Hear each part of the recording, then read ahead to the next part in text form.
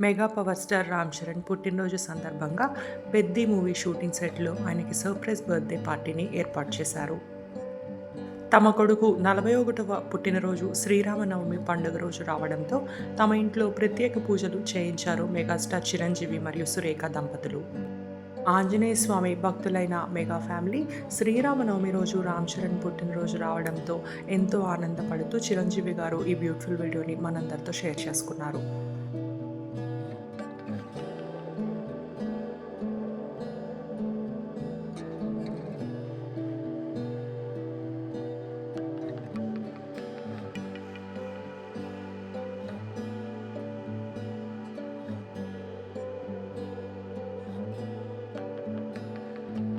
తన కొడుకు రామ్ చరణ్ పుట్టినరోజు సందర్భంగా వస్త్రదానం మరియు అన్నదానం కార్యక్రమాల్లో పాల్గొన్నారు చిరంజీవి గారు.